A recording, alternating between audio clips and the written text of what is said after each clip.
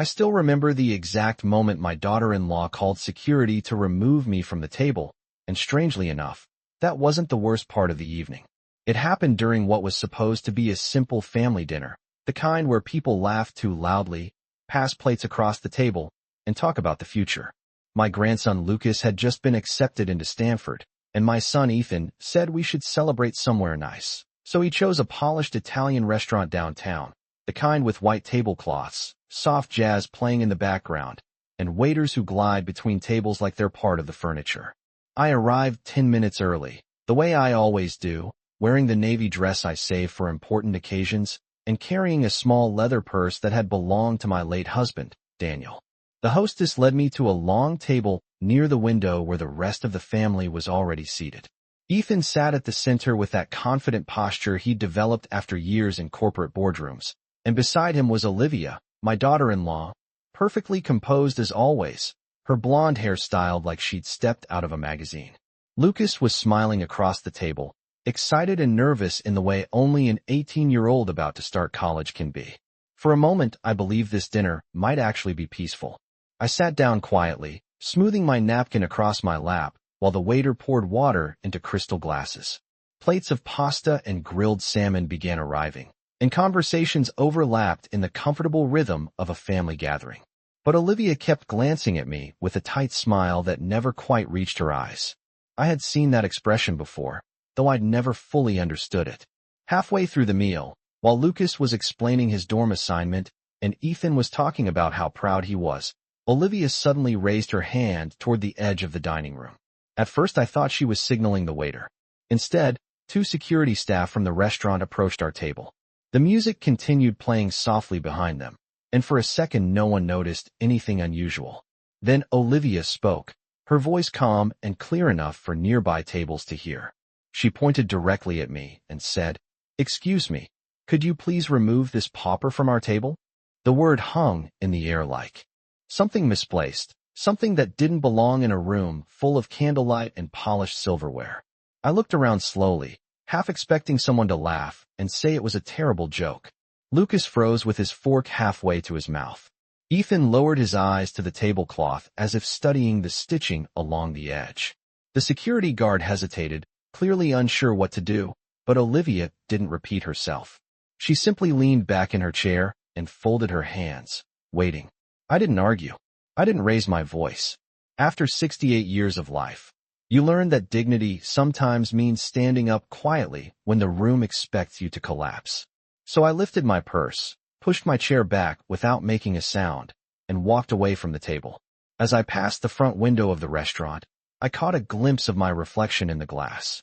I looked calm, almost composed, the way someone looks when they already know a secret that everyone else in the room hasn't discovered yet. I stepped outside into the cool evening air, and the noise of the restaurant faded behind the heavy glass doors, as if someone had quietly lowered the volume on the entire world. For a few seconds, I simply stood on the sidewalk, watching the reflection of the city lights ripple across the dark windows. Cars passed along the street in slow lines of white and red, and somewhere down the block a taxi driver leaned on his horn in frustration. Inside that restaurant, my family was still sitting at the same table, still eating the dinner that had been arranged to celebrate Lucas. The strange thing was that none of it felt dramatic to me. It felt quiet. Quiet in the way a door closes when a chapter of your life ends and another one begins without anyone announcing it. I began walking toward the parking garage across the street, my heels tapping lightly against the pavement. For a moment, I wondered if Ethan might follow me outside, perhaps with an apology or at least a question. When you raise a child, you carry thousands of memories of who they used to be. I could still picture Ethan at 7 years old, sitting at our small kitchen table with a bowl of cereal, asking me if we could build a birdhouse together that weekend. Back then his voice was full of curiosity and kindness. But the glass doors behind me never opened. No footsteps came running across the sidewalk. No one called my name. When I reached my car, a silver sedan that had been with me for almost a decade, I paused before unlocking the door. The city air smelled faintly of roasted coffee, drifting from a cafe on the corner. I sat down in the driver's seat and rested my hands on the steering wheel for a moment before starting the engine. The dashboard clock read 8:43. Inside the restaurant, they would probably be ordering dessert soon. Lucas loved tiramisu. I had watched him eat 3 slices once during a summer trip to Chicago when he was 12 years old. That memory made me smile slightly, not because the evening had been happy, but because life has a way of storing quiet details long after everything else changes. As I pulled out of the garage and turned onto the main street, I replayed Olivia's voice in my mind. Remove this pauper from the table. The word itself did not hurt as much as people might imagine. What stayed with me was the way Ethan had looked down at the tablecloth. Silence can say more than any insult ever spoken. 20 minutes later, I turned into the quiet neighborhood where I had lived for the past 22 years. The streetlights cast long pale circles across the pavement, and the houses stood in calm rows of brick and trimmed hedges. When I parked in my driveway and walked up the front steps, the porch lights switched on automatically, bathing the doorway in a warm glow. I opened the door and stepped into the quiet house that Daniel and I had once filled with laughter, arguments, and the endless noise of raising a child. I placed my purse gently on the kitchen counter and finally opened it. Inside was the same sealed envelope that had been sitting there all evening, waiting patiently while the dinner unfolded exactly as it had. For a moment, I ran my fingers across the thick paper before sliding the document halfway out. It was a copy of the family trust Daniel had established 3 years before he passed away, a document that most people in my family had never bothered to read carefully. I looked at the signature at the bottom of the page and allowed myself a quiet breath. Sometimes people believe they understand the table they are sitting at. What they do not realize is who actually built it. I stood there in the quiet kitchen for a long moment, holding the envelope while the house settled into its familiar nighttime silence. The refrigerator hummed softly in the corner, and the old wall clock above the stove ticked in steady 1-second intervals. The same clock Daniel had installed nearly 20 years ago, because he said every home deserved something that measured time honestly. I slid the document fully out of the envelope and placed it on the kitchen counter beneath the warm yellow light. The paper was thick, the kind lawyers prefer when something important needs to last longer than the people signing it. Daniel had always been meticulous about details. That was one of the many things that built the life we shared. Long before Ethan ever wore tailored suits or discussed quarterly profits over conference calls, Daniel and I had started with almost nothing. Our first apartment had been barely 600 square feet above a laundromat in Columbus, Ohio. I still remember the smell of detergent drifting through the floorboards and the way the washing machines rattled late into the evening.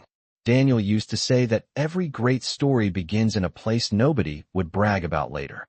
We had one car that sometimes refused to start in winter and a checking account that rarely climbed above $1,000. But we had something else too. We had patience. Daniel worked long hours learning the construction business from the ground up, while I balanced 2 part-time jobs and raised Ethan. By the time Ethan turned 10, Daniel had opened his own small contracting company with 3 employees and a used pickup truck that he treated like it was the most valuable vehicle in the state of Ohio. I watched that company grow year by year. I watched Daniel turn contracts into opportunities and opportunities into something solid enough to support a family. Eventually, the business expanded beyond remodeling houses and into commercial development projects. The pickup truck became a fleet of trucks. The 3 employees became dozens. Through every stage of that journey, Daniel never forgot where we started. He used to sit at this same kitchen table with a cup of black coffee and tell me that success was never about money alone. It was about making sure the people you love never had to worry about tomorrow. That promise stayed with him even after the company grew larger than either of us had ever imagined. 3 years before he passed away, Daniel called me into his office one quiet afternoon and placed a folder on the desk. He explained that he had created a family trust that would organize everything in a clear way for the future. At the time, I barely glanced at the pages. I trusted him completely, and I assumed Ethan would understand it one day when the time came. Tonight, standing in the quiet kitchen, I read those pages more carefully than I ever had before. Each line of legal language described the structure Daniel had built to protect what he spent 40 years creating. The trust did not simply list properties and accounts. It described authority, control, responsibility. When I reached the final page, my eyes rested on the section Daniel had underlined with a small pen mark years ago. My name appeared there in careful legal wording, followed by a description of the role assigned to the primary trustee. I leaned back slightly against the counter and let the meaning settle in. For a long time, Ethan and Olivia had assumed they understood how this family worked. They believed they understood the table they were sitting at. What they had never realized was who had been holding the keys to the room all along. I remained at the kitchen counter for several minutes after reading the final page, listening to the quiet house around me, as if it were part of the conversation Daniel and I had started years earlier. The porch light outside cast a soft square of light across the hardwood floor, and for a moment I imagined Daniel sitting at the table again with that calm, thoughtful expression he always wore when he had already solved a problem no one else had noticed yet. He used to say that time reveals the truth about people more clearly than any argument ever could. I folded the document carefully and slid it back into the envelope, not because I was finished thinking about it, but because the meaning of it had already settled into my mind. Authority, responsibility. Those words had always sounded abstract when lawyers used them in conference rooms, but tonight they felt very simple. I placed the envelope back into my purse and walked slowly through the hallway toward the living room, turning off the kitchen light as I passed. The house had changed over the years, but many things were still exactly where Daniel had left them. The framed photograph of Ethan's high school graduation still sat on the bookshelf beside the fireplace. Ethan looked so young in that picture, his smile wide and proud, his graduation cap tilted slightly because he never liked adjusting things twice. I remembered the way he had hugged me that day, promising he would make us proud. In many ways, he had done exactly that. He built a successful career. He moved into a beautiful home outside the city. He surrounded himself with the kind of polished life that magazines often describe as success. But somewhere along the road between that graduation photo and tonight's dinner, something quieter had changed. Olivia had entered his life 5 years ago at a charity fundraiser hosted by one of Ethan's corporate partners. She had walked into the room with the kind of confidence that made people turn their heads without understanding why. At first I had been happy for him. Every mother hopes her child will find someone who brings energy and ambition into their life. Olivia certainly brought ambition. She talked easily about investments, private schools, and social circles that measured people by the brands they wore and the neighborhoods they lived in. During the first year of their marriage, I noticed small things shifting. Invitations to family holidays became shorter. Conversations with Ethan grew more formal, as if every call had been scheduled between meetings. Olivia was always polite to my face, but her politeness carried a subtle distance that never quite felt like warmth. She would look around my home with a careful smile and say things like, "This neighborhood must have been wonderful when you first moved here." At the time, I told myself she simply came from a different background, a different pace of life. Tonight, however, the meaning of her words felt clearer than it ever had before. I walked toward the window overlooking the quiet street and rested my hand against the cool glass. The neighborhood looked exactly as it always had. Neatly trimmed lawns, soft yellow porch lights, the distant sound of a dog barking 2 houses down. Nothing about this place looked poor or forgotten. Yet Olivia had chosen that word so confidently earlier in the evening, as if she had already decided what my place in the family should be. I found myself smiling slightly at the thought, not with anger, but with a calm understanding that surprised even me. People often assume they understand the structure of a family simply by looking at who sits at the head of the table. What they rarely stop to consider is who built the house around that table in the first place, and who still holds the authority to decide how that house will be run when the lights go out and the guests finally leave. I remained by the window for a while after that thought settled in my mind, watching a quiet sedan drive slowly past the house before disappearing around the corner. The night had grown still, the kind of calm that only appears after most people in a neighborhood have turned off their lights and gone to bed.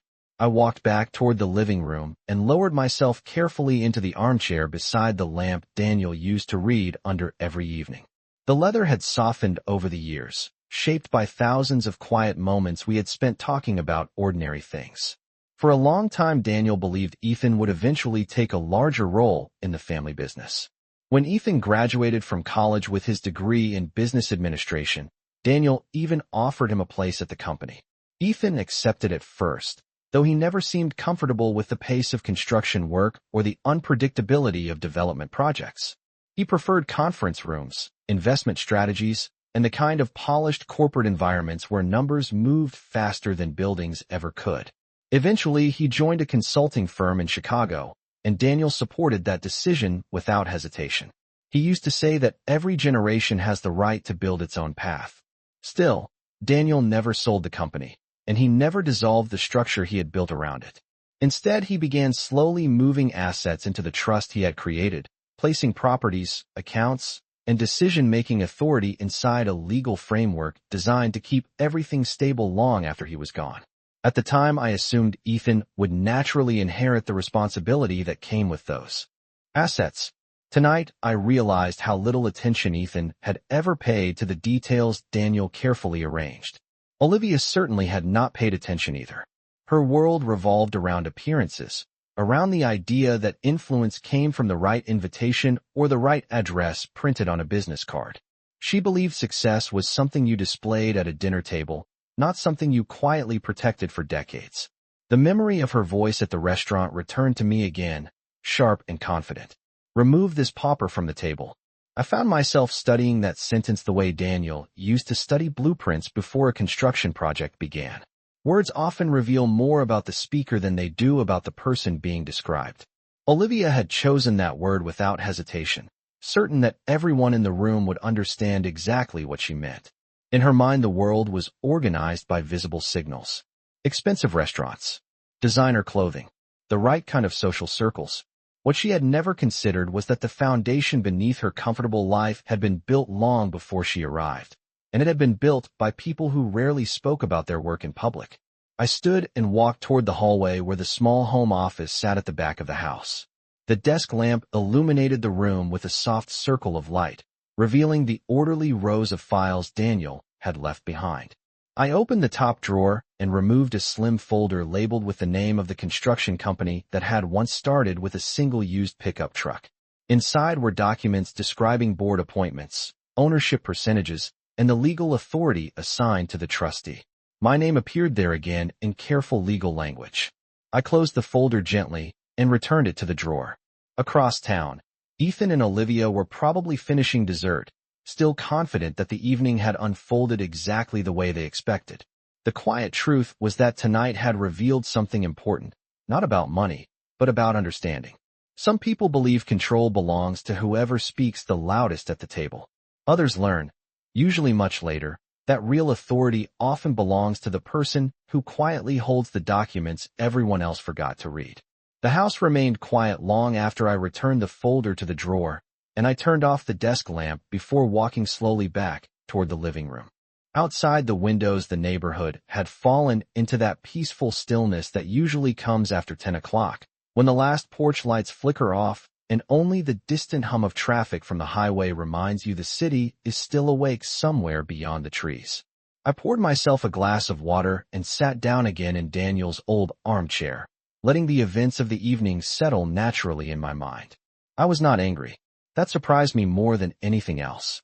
Anger is loud and chaotic, and Daniel always believed that important decisions should never be made in a loud state of mind. Instead, I felt something calmer, something closer to clarity. I thought again about the dinner table in the restaurant, about the polished plates and the quiet music playing in the background. Olivia had looked so certain when she spoke, so completely convinced that everyone around her shared the same understanding of the situation. Confidence can be persuasive when it is spoken loudly enough. But confidence does not change facts, and facts have a way of appearing slowly when people stop paying attention to them. I placed the empty glass on the side table and leaned back slightly, remembering the last long conversation Daniel and I had about the trust. It had happened during one of those quiet Sunday afternoons when the house smelled faintly of coffee and the sunlight stretched across the living room floor in long rectangles.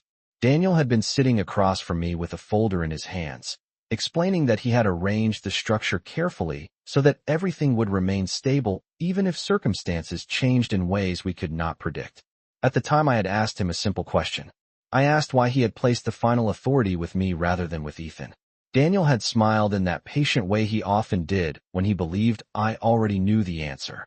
He told me that Ethan was a capable man, but capability and judgment are not always the same thing. Responsibility, he said, should rest with the person most likely to protect the foundation of the family rather than the person most eager to control the spotlight. That sentence stayed with me now as clearly as if he had spoken it only minutes ago. Across town, Ethan and Olivia were probably returning home from the restaurant by now, perhaps discussing the evening in a tone that suggested the matter had already been settled. Olivia would likely believe she had simply clarified a social boundary, removing someone she considered out of place. Ethan might remain quiet, convincing himself that avoiding conflict was the same thing as maintaining peace. I knew my son well enough to understand that silence had become his favorite strategy over the years. The difference tonight was that silence no longer changed anything. The documents resting in my purse described a structure that had existed quietly for 3 years, untouched and unquestioned. I glanced toward the hallway where the small home office waited in darkness, the files inside organized exactly the way Daniel had left them. Tomorrow morning, I would make a simple phone call to the attorney who helped Daniel finalize the trust. It would not be an emotional conversation. It would be practical and calm, the way responsible matters should always be handled. People often believe that power arrives suddenly, like a loud announcement at the center of a crowded room. In truth, it usually appears much more quietly, often in the form of a signature on paper that no one else bothered to read carefully until it was too late to pretend it did not exist. The next morning arrived quietly, the way most important mornings do, without any dramatic announcement. Sunlight filtered through the thin curtains in the kitchen and stretched across the floor in pale gold lines. I woke earlier than usual, not because of worry, but because my mind had already settled on what needed to happen next. The house was still and cool as I walked into the kitchen and prepared a simple breakfast of toast and coffee. The familiar routines of the morning felt grounding. Daniel used to say that ordinary habits are the strongest anchors when life begins to shift around you. I carried my coffee to the small table by the window and opened my purse, placing the envelope carefully in front of me again. In daylight, the document looked less dramatic than it had under the kitchen lamp the night before. It was simply paper and ink, carefully arranged language approved by attorneys and signed years earlier without ceremony. Yet those pages represented decades of work, decisions, and long hours that Daniel had invested in building something stable for the future. After finishing my coffee, I walked into the home office and picked up the telephone resting on the corner of the desk. I dialed the number of Daniel's attorney, a man named Robert Grant, who had worked with our family for nearly 15 years. His office opened at 8:30 in the morning, and when his assistant answered, I introduced myself calmly and asked if Mr. Grant was available for a brief conversation. A few moments later, his familiar voice came through the receiver, warm and steady. He greeted me kindly and asked how I had been doing. I told him I was well and explained that I had spent the previous evening reviewing the documents Daniel had prepared several years ago. There was a short pause on the line before he responded in a thoughtful tone that suggested he understood exactly which documents I meant. He asked if something had prompted the review. I considered the question for a moment before answering. I told him that sometimes events reveal misunderstandings within a family, and it becomes necessary to clarify responsibilities before those misunderstandings grow larger. Mr. Grant listened without interrupting. Then he said something that made me smile slightly.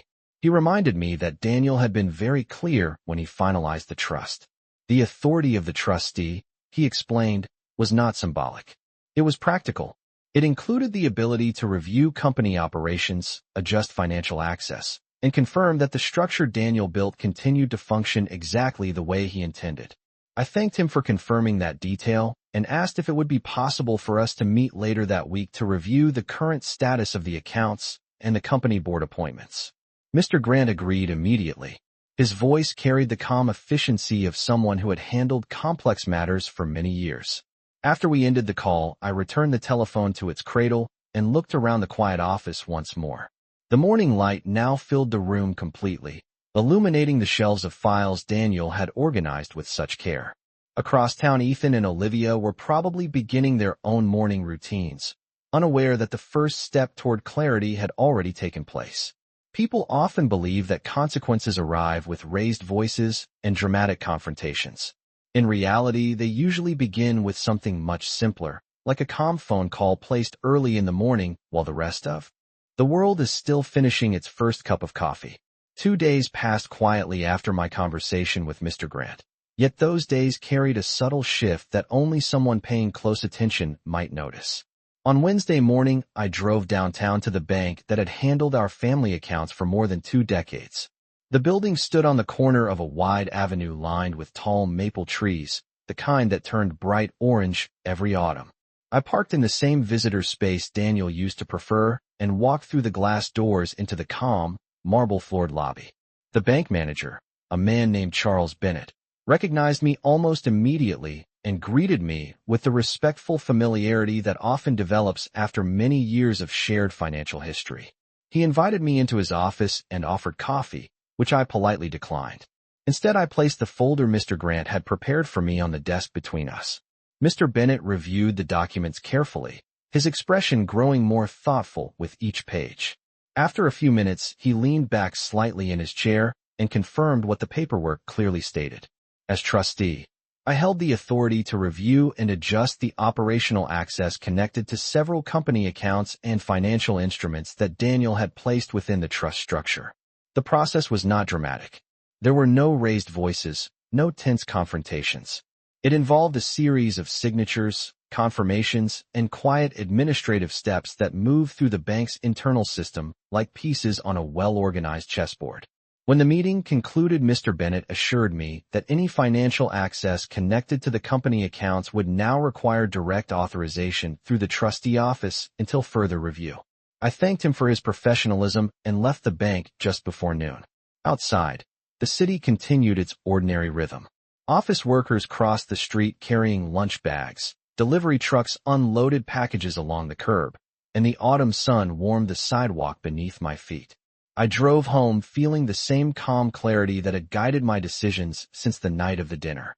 Later that afternoon, several miles away, Ethan was likely sitting in his office reviewing emails the way he did every weekday. Olivia might have been making calls or planning the next social event she wanted to attend.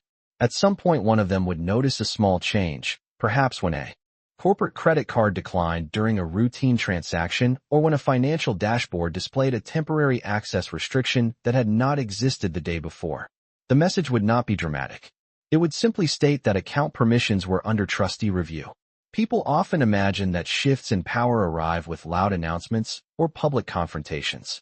In truth, they usually begin with something much quieter, like a signature placed calmly on a form in a bank office, while the rest of the world continues its day without realizing that the structure beneath a family's future has just been adjusted by the person who understands it best. Late Thursday afternoon, my phone rang while I was watering the small row of roses Daniel had planted along the side of the house years ago. The sun was beginning to lower behind the trees, casting long shadows across the yard, and for a moment I considered letting the call go to voicemail. But when I glanced at the screen and saw Ethan's name, I set the watering can down on the grass and answered.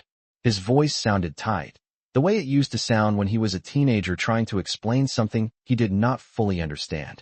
He asked if I had spoken with the bank recently. I told him calmly that I had. There was a pause on the line, followed by the quiet rustling sound of someone moving in the background. I imagined Olivia standing nearby, listening carefully. Ethan explained that several company accounts had suddenly entered what he called a temporary review status, and certain financial tools he normally used during the week were no longer available. I listened without interrupting. When he finished speaking, I told him that the review was part of a routine trustee process connected to the structure Daniel established several years ago. Another silence followed.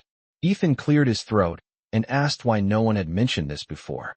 I reminded him gently that the trust documents had been available for review since the day they were finalized. Daniel had never hidden anything. He had simply organized the responsibilities clearly and trusted that the people involved would understand them when the time came. Ethan sounded unsettled, not angry exactly, but uncertain in a way that suggested he had just discovered a door he did not realize existed. He asked if we could meet to discuss the situation in person. I told him that would be a reasonable idea. We agreed to meet the following evening at the same Italian restaurant where the family dinner had taken place earlier in the week. After ending the call, I returned the phone to the table and finished watering the roses. The neighborhood looked exactly as peaceful as it had every other evening. Children rode bicycles down the sidewalk. A dog barked somewhere across the street. Nothing about the scene suggested that anything important had changed. Yet inside the quiet rhythm of that ordinary evening, a certain understanding had already begun to shift. The next night, I arrived at the restaurant a few minutes before the scheduled time and asked the hostess for a table near the window. When Ethan and Olivia entered the dining room, they spotted me immediately. Ethan looked tired, as if the previous day had raised more questions than answers. Olivia walked beside him with the same composed posture she had displayed during the earlier dinner, though her expression carried a trace of uncertainty now. They sat across from me, and for a moment none of us spoke. Finally, Ethan asked a simple question. He asked if I truly had the authority to control the accounts connected to the company. I reached into my purse and placed the familiar envelope on the table between us. Inside were the documents Daniel had prepared with careful precision years ago. I slid the top page toward Ethan and watched as he read the section identifying the trustee and the responsibilities assigned to that role. The restaurant around us continued its quiet evening routine, waiters moving between tables and glasses clinking softly against polished plates. When Ethan finished reading, he looked up slowly. Olivia glanced at the document, then back at me. I did not raise my voice. I simply explained that Daniel had spent 40 years building something he believed should be protected carefully. The trust had never been about control for its own sake. It had been about responsibility. Some people assume the most important person at the table is the one speaking the loudest. The truth is much simpler. The person responsible for the foundation is usually the one who decides whether the table remains standing at all.